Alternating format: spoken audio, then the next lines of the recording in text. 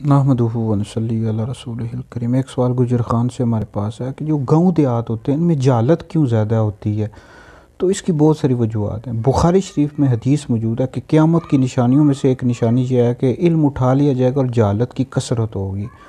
تو دوسری بات یہ ہے کہ گاؤں دیہات ہوتے ہیں نا، یہاں پر مستند علماء نہیں ہوتے، اور زیادہ تر علماء شہروں میں ہوتے ہیں، وہیں پر وہ پڑھاتے بھی ہیں اور آگے دین کا کام کرتے ہیں۔ گاؤں دیہات میں آگے لوگ بھی اس لیول کے نہیں ہوتے، پھر علماء بھی نہیں آتے۔ یہاں خطیب ہوتے ہیں، جو خطیب ہوتے ہیں وہ پڑھے لکھے نہیں ہوتے، ادھر ادھر کی باتیں کرتے رہتے ہیں۔ پھر لوگ ہیں وہ خود توجہ نہیں کرتے گاؤں دیہاتوں کی طرف، جہالت میں ہی رہنا پسند کرتے ہیں، اپنی جہالت دور نہیں کرتے، علماء سے پوچھتے نہیں ہیں، سیکھتے نہیں ہیں۔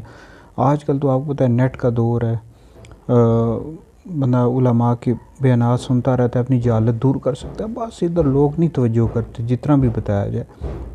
اب مجھ سے لوگ پوچھتے رہتے ہیں، گاؤں دیہات کے مختلف علاقوں کے لوگ بھی شرعی مسائل، تو ہم بتاتے رہتے ہیں، سیکھتے بھی ہیں، فتاوی جات بھی حاصل کرتے ہیں مختلف علاقوں کے۔ تو کہنے کا مقصد یہ ہے کہ پھر یہ بس گاؤں دیہات میں ہوتا ہے، ڈیگ لگا دیتے ہیں، اور شادی بیاہ ہو تو گانے باجے وہ فائرنگ کرتے ہیں، پٹاخے گولے۔ یہ تو فائرنگ کرنا، پٹاخے گولنا، یہ تو درست ہی نہیں ہے، اس کی اجازت نہیں ہے، مال ضائع کرنے میں آ جاتا ہے، اسراف ہے۔